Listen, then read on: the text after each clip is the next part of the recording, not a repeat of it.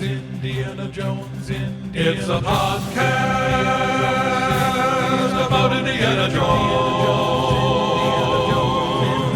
Every movie, 1 minute at a time. Indiana Jones, Minute.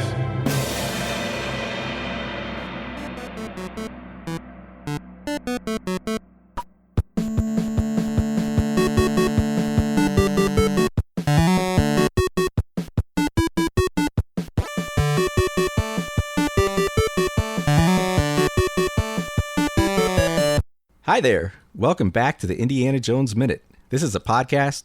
Well, to start with, in my day, podcasts were called books. So I guess you could say this is the book currently racing through the fire swamp of the Temple of Doom, one inconceivable minute at a time. My name is Pete Mummert. You killed my father. Prepare to die. I'm Tom Taylor, and I have 6 fingers on one hand. I'm Jerry Porter, and I will work miracles for 65. And in case you haven't already surmised, we are joined today by a couple of rodents of unusual size, but fortunately also of unusual wit, the charming and always effervescent hosts of the Princess Bride Minute, Jonathan Carlisle and Steve Lastoe. Hello, boys. Welcome to the castle. Oh, hello. I don't know what to say. Normally we're done talking at that point. Inconceivable. Thanks for coming on. We're here today to talk about Minute 99, which begins with mine trolleys hurtling toward the famed lava pits of Mustafar, and it ends with a guard hitting his head against a torch. So, the lava river that the mine trolleys are racing over, I'm trying to get a feel for this. It flows past the Temple of Doom altar, over Bridal Veil Falls, which now I'm convinced is why Willie is wearing a bridal veil. Sure. It goes down into the lava whirlpool, and then out into Lake Ontario. Is that, is that what happens? I'm trying to... Where does the lava flow from the whirlpool? Like, is this the tributary?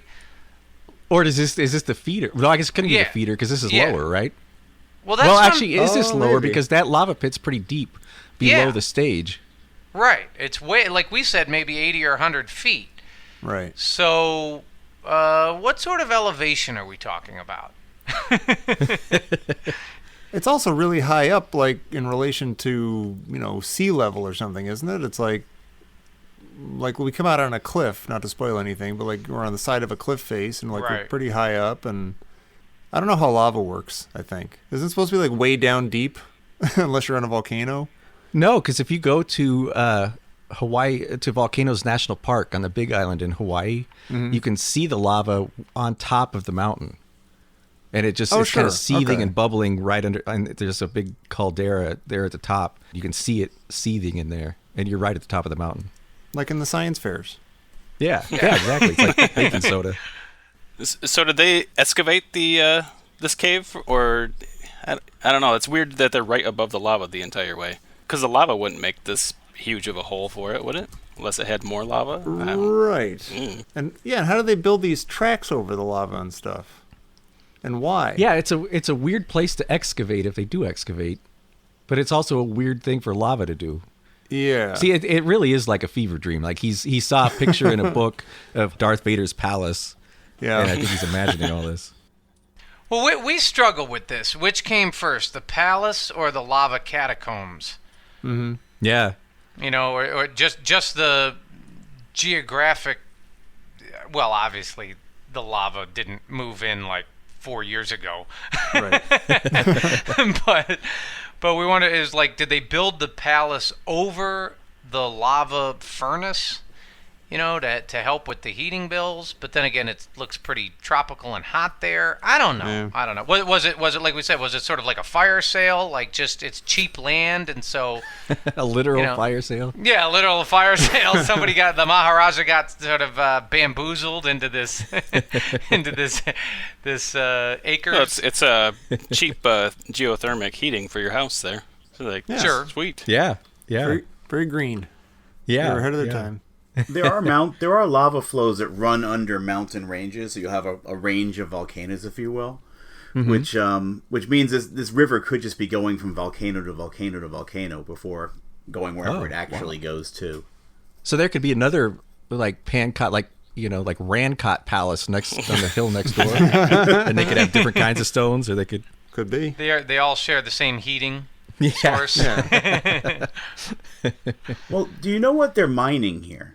Sankara stones. Yeah, the whole thing is for 2 Sankara stones. Right. But no, like Molaram says, they're also, they'll accidentally find some precious gems and stuff that fund their whatever and stuff. But yeah, mostly they're just looking for the last 2 stones. That's a great question, though. Is it possible they're also like kind of they feed the budget by mining like coal or I don't know what else they would find down here? Oh, maybe. Yeah, I mean, those are the there's probably geodes and stuff upstairs in the Pancot Palace, like gift shop. Yeah, exactly. That sort of thing. Sankara stone keychains. Yeah. Oh, yeah. Yeah, they light up. Yeah. Well, right here, the mine trolley tracks are missing cross ties. And so I looked up exactly what cross ties do, and apparently they keep the tracks parallel. So look, my grandfather worked on the railroad, so and he would be very upset with me right now. but I wondered, like, can you go over these tracks without those cross ties? I mean, would that be how much would that influence or sort of the danger or hazards of it? But I don't know, maybe not that much. I also wondered, are these newly laid tracks that are being built right now, or are these tracks that were damaged and are being repaired? Maybe they decided they don't want to drive over the lava anymore. And like, hey, look, this is dangerous. This is silly and not worth it. Don't go this way anymore. There's lava. I mean, Molaram only has 3 Sankara stones here, and his rails might not be all that pimped out yet. Yeah, maybe. Yeah. I have another question then. What are they trying to get out of the mountain? Are they just trying to get rid of the stone that they've already excavated? Like, what's supposed to go? Because you could just dump it in the lava, couldn't you? Oh, that's a good question. Well, it depends on what kind of rock, I guess. I didn't mean to ask all these horrible questions. I'm sorry. No, they have to be asked. The legend, it's anecdotal that there was a priest who stored 2 Sankara stones down in that mine. Yeah. And so now they're, wrecking the whole basement of Pancot Palace. Right. Just to look for these 2, hidden Sankara stones. He referred to that as the catacombs. That's not what this is. Yeah, and hiding a couple of things in catacombs usually doesn't involve like heavy-duty mining operations. Yeah, like having the earth engulf them, like with thousands of years of rock. That's not hiding them. That's you wouldn't need mining equipment to just find the hidden things. Yeah, they must have been mining something else beforehand, or at least at some point in history. Well, if they have the one stone. Look, they have 3 stones. So what if they were walk around the catacombs with the 3 stones glowing? Couldn't they just pay attention? If you did it sort of in pitch black, I mean, wouldn't eventually you kind of just move around, and eventually, like as you get close, the 3 stones start to glow more or brighter, or maybe you see in the distance like a stone glowing, and you're like, hey, there's one over there. That's managerial thinking, Jerry. Yeah, you just sort of use the stones to divine where the other stones are. Maybe that's why they have kids doing the mining, because kids like to play that cold and hot game. They can do it for hours. My grandfather didn't work on the railroad, but my great-grandfather did, and he was a Pullman operator, and he also had a mild anxiety disorder, and I don't think he ever would have slept again after going over these tracks. Like, this is scary looking. Yeah, no, it is. Yeah, it really is. I can't figure out, why do the Thuggies specifically choose the non-Indy trolley track if they're both clearly under construction? Yeah, and they both go to the same place. Yeah. I never really thought of that before. That's true. They specifically go in different directions, but they end up in exactly the same spot, just on different tracks. And I'm wondering, is it a divided highway? Like, is one of them going the wrong way? Maybe that's what the danger sign is. You're like, this is oncoming traffic. Yeah, exactly. Well, we see at the end of this minute that both of these tracks meet back up again, so it'd be hard to go both ways, I guess, unless there's some other intersection somewhere. I don't know. Yeah, that's true. Both routes seem hazardous. That's all I'm saying. Yeah. And unnecessary. Yes. Like, why do you need two incomplete and dangerous routes to go to Right. the same place? I'm not sure you do. I did some reading about mines and mine cars, or what are you calling them, mine trolleys? Yeah, they're mine trolleys now. Yes, mine trolleys. The mine trolleys. Sure, I'll get upset. I did some reading about mine trolleys, though I didn't find that phrase anywhere. And if these things are going about 20 miles an hour, which is what I figured they're going, this would be the longest mine trolley ride in the world. Wow. So the longest mines are about 2 miles across, and that's in 2000 and whatever it is now, 2017. So, and this scene, from the time that they go into the tunnel to the time that they grind to a halt, is about five and a half minutes. So that comes out to somewhere close to 2 miles if you take all my made up math into account. So this would be one of the longest mine rides in the world, and mine rides never really went this long anyway because they didn't work this long unless you built them like crazy roller coaster pod racing games, in which case they might very well go 2 miles. But this is crazy. The idea behind this is just crazy, and I think that's what I really like about it. Yeah, I do too. Well, what if this is all just recreation for the children? Like, what if they're not mining for anything? What if it's just because what you said? Look, we can all agree this is all just. It doesn't make any sense, and you wouldn't mine over lava, and I mean all this. So I mean, maybe this is just what the kids do. You know, maybe this is just what. The thuggy do just to sort of boost morale. Do we get to curse here? Well, Jared It does. depends on which one of us you ask. Not over the lava. All right, never mind. I'm not allowed to curse on our podcast. Yeah, technically we're not either. Fair enough. Some of us bend that rule more than others. There's a big sign on the wall that nobody pays any attention to. Frack. Says danger. Yeah. So we do get this rifleman Yeah. comes right. He's maybe 18 inches away from them, and he misses. And less than a minute before, from about 90 feet, he hit a tiny little switch from Yeah. a moving cart. And so there's no way you can't tell me that this is not a good guy. Like he either got torched awake, or he was secretly a good guy all along. But it does make me wonder, who sent this guy? Did Mola Ram send this guy, or did the Maharaja send him? Right. Maybe I say the Maharaja because isn't that the same guy who then grabbed Shorty?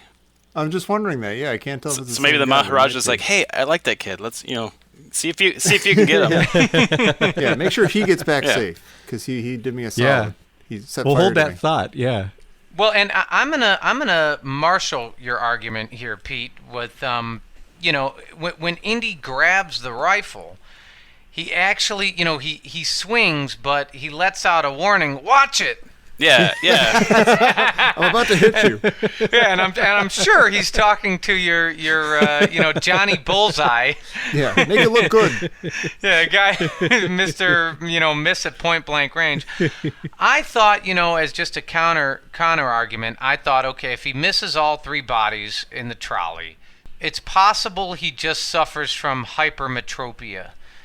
Or, farsightedness, meaning that, he can see well if something's in a distance, but if an object is up close, like right across from him in a trolley, Yeah. that's blurry. Well, that's because he's like aiming his rifle when like the end of the rifle is past Indy's head. Basically, it's the classic thing of like somebody having a gun, which is a projectile weapon. You don't have to be right up on top of somebody to use it, but they always get close enough for the good guy to slap it out of his hand or something, or the bad guy, whatever the case may be. Yeah. That's exactly what happens here. He just gets like way too close to the point where he's like, kind of twitching Indy's earlobe with it, and then Indy grabs it from him. Yeah, I'm watching this and I'm like, okay, now imagine you're unarmed, but you're in a gun battle, and you steal a gun from your opponent. Yeah. But you don't use the gun to shoot your enemy. Right. You use it to aimlessly cudgel your opponent, who ducks. Yeah. After you just said watch out. Yeah. After you just said, and then you throw the gun away. Like somebody could get hurt. He literally, like in the next scene, he punches the thuggy, and he doesn't have the rifle. It's like he just drops it in the lava. Like, well, we won't be using this. Well, didn't you hear what Tom just said? I mean, they're so close. Like, why do you need the projectile weapon? He's just gonna get slapped out of True, it. yeah. Yeah, the other guy would have just grabbed it back again. Well, he could have pulled one of those, like, I don't know, like Dukes of Hazzard moves where he pulls the brake and they stop and they go forward and then he shoots them. Yeah. You say Dukes of Hazzard, I say speeder bike chase. True. Actually, I'll true. say both. Yeah. I like that warning when he says "watch out" because instantly I assume that Indiana Jones must be an avid fisherman then, and he's when you cast back, you don't want to hook anybody that's behind you. So he's, Who is he saying that to? I imagine it's Shorty and Willie. Like to Willie? Yeah. Because she ducks after he says it. Yeah. And he swings kind of wildly. Well, I mean, right, he is right. posing much more of a danger to Willie than he is to the guys in the other cart. Is it being a rifle? Do you have to like turn around and load it and like? I mean, is it like a musket? like a blunderbuss or something? I mean, why doesn't he just turn around and shoot? It does seem like maybe it's like, I don't know how many rounds it would hold. I'm not a gun expert by any stretch, Sure. but he probably might Sure. need to. Maybe that's why he doesn't even try to use it. He's like, well, I could take the time to aim and then it just go click, like in the movies. Yeah. Yeah, exactly.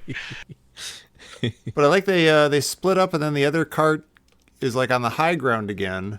Mm-hmm. And the guy yells for some reason, "Kumbaya!" as he jumps into the cart. Yeah. And that gives me mixed signals. I'm not sure what he's trying to get at. Well, can we back up for a second? When Indy is punching them, like there's Yeah. a lot more punching sounds than what there's punching going on. And then Yeah. and then the one yeah. guy kind of screams. Is he killing them with punches? Maybe. The one guy just kind of like hunches over and screams, and then he doesn't really move for a little bit. He's not. I think Ben Bird is killing them with punching sounds. That's probably true. Yeah, because you nailed that, Jonathan, because the last punching sound doesn't have a corresponding punch. I didn't notice that. That's hysterical. It's just because the guy punching is like all hunched over. Like if he did punch, it wouldn't make much of a sound, I think. Yeah. Although we've seen Willie, in a like half asleep slap Indy, and it sounds like she broke his jaw and knocked his head across the room. It's like a standard like Marion Ravenwood in the bar punch. And he's Yeah. kinda like, I'm swatting at you. By the way, according to the Internet Movie Firearm Database, this is a Martini Henry Mark IV 450 caliber rifle Wow. used by the Thuggies. Would have been made between 1888 and 1889. How many rounds does it hold?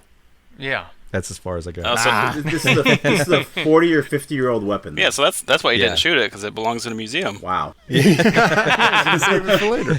Yeah, that's exactly why I threw it away. Yeah. I'll be taking this. He incinerated it. Well, I like what you said there, Tom. The guy, yells "Kumbaya." Yeah. The thuggy, and of course, that's just probably the final, thread in our seamless garment here of that guy's clearly a good guy, Yeah, and that's the he's yelling password. something, peace, or Yeah. welcome me. But I was curious about that, if Kumbaya was anachronistic or if it would have been around at this time. And there are recordings of it dating back to at least the 1920s. And the spiritual is based on may actually be even older. So it's entirely possible that guy was using it as a signal in 1935. Wow. You know what's interesting? I originally described that as a Geronimo yell. And then I thought, well, that's probably racist and frowned upon these days. And then I thought about the movie that we're talking about. Yeah. And I was like, I'm not going to call that a Geronimo yell. But I Yeah. did spend like 20 minutes reading all about where that, yelling Geronimo, I guess, came from. It's somewhat anecdotal, but I guess that's what World War II pilots used to yell before they would, like the parachutists would yell apparently there was one single guy, and he was afraid, and that was the first thing that came to mind. And it was later sort of the story was retold in a newspaper or something. Weird. So, yeah. The That's things random. you'll learn. So if this guy had survived, those might have all been kumbaya yells. Oh yeah. He later joined the Air Force. Yeah. Yeah. Yeah. Well, plus, I kind of buy into that because if you watch when he's jumping, I don't see a knife in his hand. Huh. Oh, interesting. So, maybe Well, he just wants to hug Indy. He's his friend. He just wants to give him a big bear maybe it's hug. just a jump of peace or something. And Yeah. Yeah. Big jump of He's peace. like, you know what? It's a stage dive. I actually, you know what? I love that he just completely out Indiana Jones. Yeah. Yeah. Yeah. You're like, that's something Indiana Jones would have done. Right. And that guy probably was a professor, and originally in Mayapur or something, and he's probably the thuggy version of Indiana Jones. Oh, so if we are going to go with this, if this guy's a good guy and he's like, a double agent or something, he's like Felix Leiter for Indy in this or something. Uh-huh. Is because I was wondering why. Okay, this guy's getting hit repeatedly by these torches Yeah. on the wall. Yeah. But I was thinking, okay, they're just two quick, glancing blows with these torches. Is it doesn't hurt enough. It doesn't burn him enough to bring him out of the black sleep. But maybe he's already cured of the black sleep, and he's No, that's why I think just he's got to be muttering under his breath, like, "I'm awake, damn it, I'm awake." yeah. Yeah. Stop hitting my head on the torches. Yeah. Maybe he thought kumbaya was the safe word, but Indy is not picking up on it or something. I said kumbaya! I would like to maybe go back a little bit in a minute. Before we started recording, Steve, we were talking a little bit about some of the artistry that went into making this with the miniatures and the puppets. And they did a lot of this stop motion with a little miniature Nikon camera that they ran through these miniature tunnels. And you get, especially if you pause this at second 24, you get really an excellent view of the puppets that they use to make this when they're pulling short round from cart to cart. Oh, yeah. Oh yeah, look at the faces. And it's the kind of thing you only see if you pause it at the right minute, but they're beautiful puppets. And they did such an amazing job with this. You could never tell that, unless you stop it right at the right frame, that these are actually puppets. Yeah. How much of it is puppets and how much is live? I mean, it's all interspersed, right? Yeah. It's all cut between each other. Yeah.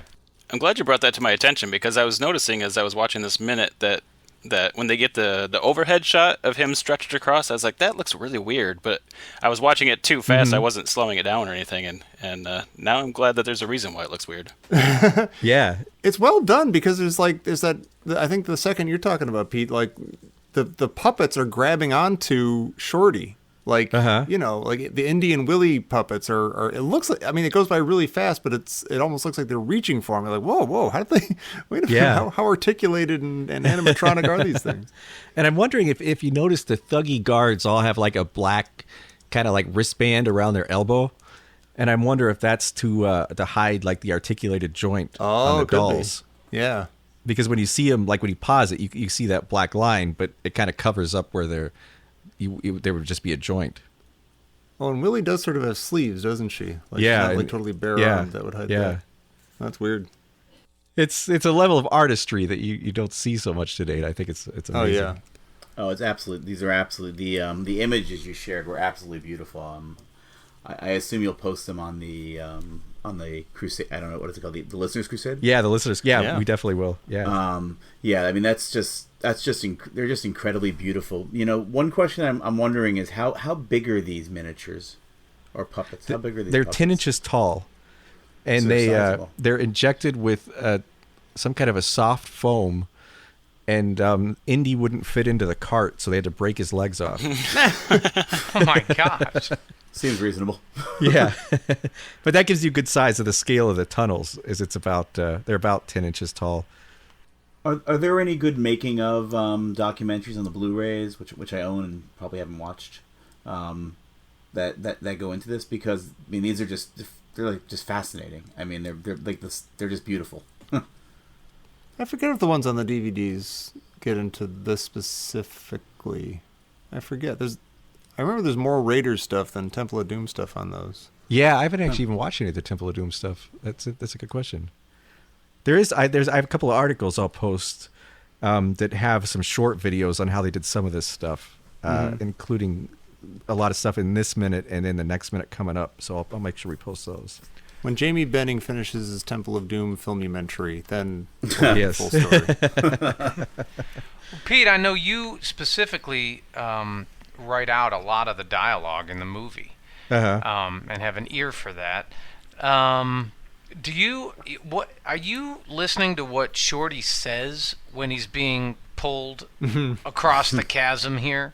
Yeah, he says, Yeah. "Indy, no, let me go." And then he does the Darth Vader quote over the lava. He says, "No, no, Wait, he So says he let does, him go? yeah.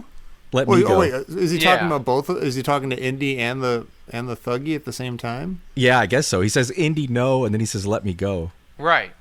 It is It's confusing. it's like a whole mess of stuff. Yeah. That's why I asked you. Yeah. Which kind of makes it like if you're a kid, I can totally Yeah. see you just like you're just yelling at everybody at the same time. Yeah. Well, if you're 46 years old, I could see you doing it Yeah. in a similar situation. It's interesting though. We were talking about these models. Jerry, you and I once were in a pawn shop over in the Mission here in San Francisco, and while you were looking at some symbols, I was talking to the guy behind the counter, and he was saying that he lived up in Marin County about the time this movie came out, like a year or two after the movie came out, and he said that a lot of these mine trolleys would show up at the flea market, and that the guys that worked at ILM would sell props periodically. Oh and they my would just God. go to the flea market and you could buy these things. Yeah, I remember that. That's I made pretty incredible. good money on those symbols. I have a question about the driving the carts. Is this kind of like a luge situation or something? Because there's the third thuggy that's just kneeling down the whole time. That's a good Oh, question. maybe. Yeah, and they the way they jumped in these at the beginning was like a bobsled team. Yeah. Yeah, it's like a thuggy Cool Runnings or something. That's right. Yeah, lava runnings. Not so cool runnings. One thing I noticed we see the first scene after they're pulling Shorty back in the cart, they're approaching the split there. I noticed there's Yeah. the train warning bell. Like, Yeah, is that just a movie trick? Because there's no reason for them to have a bell, right? Yeah, we were asking about that a couple of minutes ago because it sounds like the grade crossing bell, like to tell people not to Right. cross the tracks because a train's coming. So Right. yeah, I have no idea why that is, like what the bell's coming from, Just move. unless it's to pull the kid in the cart bell. Mind the kid. The important thing is that it's a bell. We're supposed to enjoy the bells in our lives. That's right. Even the warning bells. Why don't Willie and Shorty help Indy here? They're just kind of, I understand that part of the thing Shorty's being ripped in two. But, and some of the stuff, they're just kind of sitting there. Shorty is sort of inconsistently helpful. Yes, thank you. yeah. He is. Yeah, in the previous, a few scenes back when they're getting away, before they're getting away, at one point Shorty can barely fight, and then like 5 minutes later, he's just kicking ass left and right. Yeah. Which is a little frustrating because I really like the character a lot. Like I really enjoy Short Round. Whereas Willie, on the other hand, is never helpful, or Yeah. very so rarely. She's getting there. She's working on it.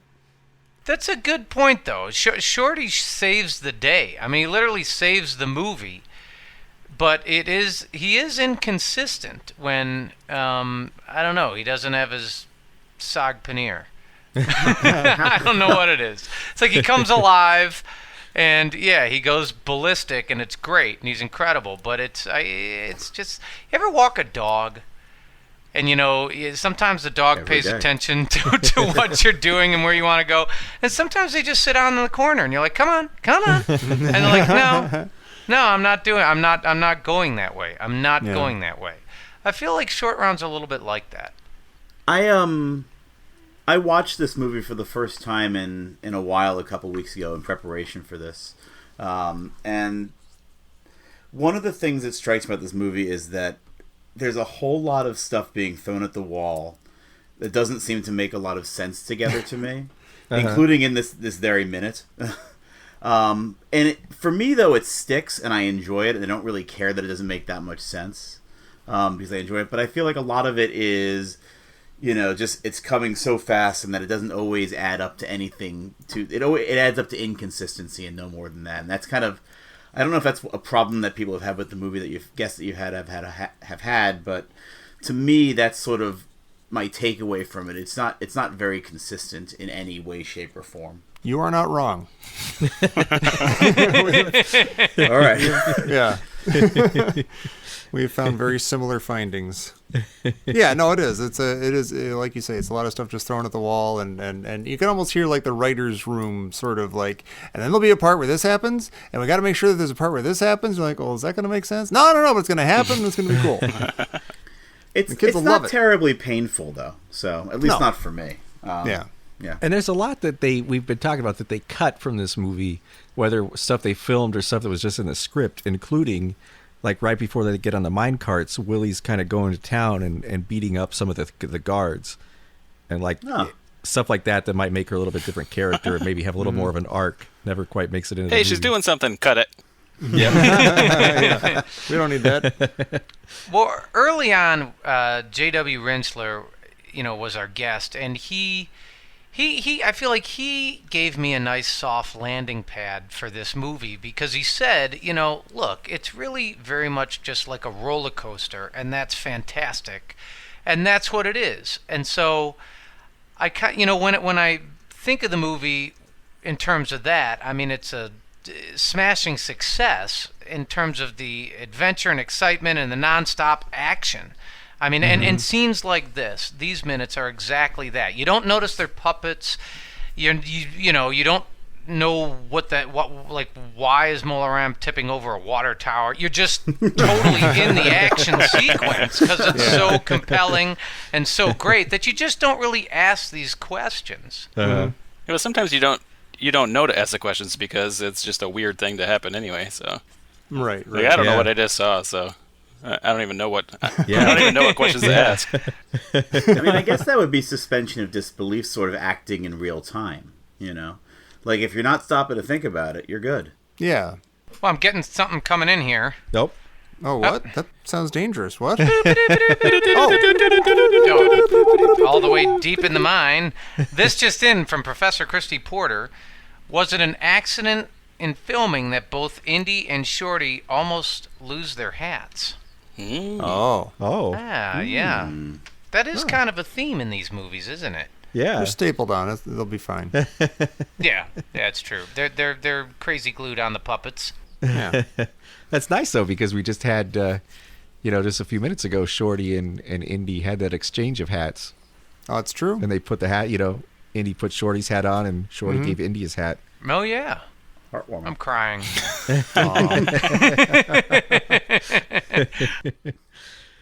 Well, how about you guys? Have you guys grown up being indie fans? Like, how would you rank these movies? I was actually really happy when Last Crusade came out because I wasn't that pleased with this movie, but that's all I had was Raiders and Temple of Doom, so I would watch them, and then when the third one came out, it was kind of a return to light, I guess. I as a kid, I was kind of disturbed by some of the darkness of this movie, and it wasn't even just the supernatural part of it, because all the movies tend to deal with the supernatural in their own way. What I really liked about Raiders was that even though it's just an adventure movie, they seem to treat it with some kind of respect and awe. And in this movie, it's just all evil. It's not like they're maybe not equal treatment of the powers that be, but yeah. So it was just this is bad supernatural stuff. Well, I guess the stones are kind of neutral, or I don't know. There's not much good quality to it then. So do we not talk about Crystal Skull at all for the purpose of ranking? You know what? I'm getting more and more excited to do that. There's the kid. Yeah, I would say that I think it's easy to say Raiders is my favorite, and then Crusade is after that. I really like Crusade a lot. I like that it gets into Christian mythology, which was incredibly new to me at that point in my life. I would have been about, what year did Last Crusade came out? 86? 89. Oh wow. Okay, well I would have been about 16 or 17. I didn't have any exposure to Christianity. So to me that added a lot to it, and I really enjoy things like, you know, where you mix Christianity and mythology, and if you throw some Nazis in there and all the rest of it, that's awesome.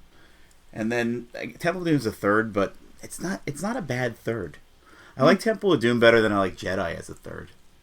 Oh yeah. If I had to order them, I'd say, yeah. I think I'm with you. Temple of Doom's closer to Crusade than Jedi is to Empire. Yeah. Yes. Yeah, I Yeah, can't that might be subscribe to true. that because growing up, Growing up, sorry. no, that's why just growing up, that's all I had was Empire and Jedi. Like I think I saw Star Wars one time, and so I was aware of it, and then it was years before I saw it again. So I lived on Empire Wait, and Jedi. really? That was it. So Wow. Jedi's, I got a place in my heart for it. It's really tough because a lot of these movies have to do with whether or not you like them or how you place them in order. I think a lot of it has to do with how old you were when Yeah. you saw them, or which ones you saw first, how you were introduced to the series. Yeah. I think you're absolutely right with that. Yeah.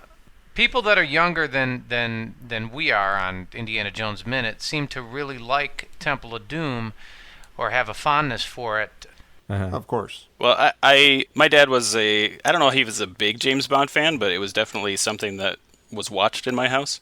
So when Last Crusade came out, I was pleased as punch to see James Bond come back into Indiana Jones. Yeah. Yeah.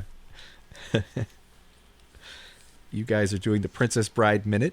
You want to tell people where they can find you and how you guys are doing on the movie? You can find us at theprincessbrideminute.com. We're on Facebook at the Princess Bride Minute Podcast and a Battle of Wits, which is our listeners' crusade, if you will. And we're on Twitter at TPB Minute, and also on iTunes and Android places, of course. Excellent. Yeah, check them out. Jerry, you've recently been on that show. Oh yeah, we had a blast. It was great. absolutely. I mean, that's an incredible movie, and you guys do a great job dissecting it and discussing it, and just having fun with it. Yeah, and as you may have heard at the beginning of this episode, they have, courtesy of Mr. Carlisle here, a fantastic opening theme song. Oh my God! Not as good as your guys's. This is my favorite. Yeah, we kind of had a ringer with ours. So Yeah. The first time I heard that, I was laying in bed and looking at my computer, and Jonathan Facebook messaged me, and I was just I played it 10 times. That's how we felt. Yeah, I'm still just I love it. and it will never leave your head again. No. And Tom, if people want other stuff that will never leave their head again, what would you recommend to them? Oh, if you want to be exposed to ideas and theories and tidbits that'll blow your mind, please visit Indiana Jones Minute and the Listener's Crusade, our group on Facebook. All you nice listener people are on there chatting it up and spinning things in exciting different directions, and it's cool. Definitely. Yeah, check it out. And then check Jonathan and Steve out over at the Princess Bride Minute. And then check us out once again tomorrow for minute 100 of Temple of Doom here on the Indiana Jones Minute. Kumbaya! Lava flows. That's really good. Flows? I like that. I get inspired.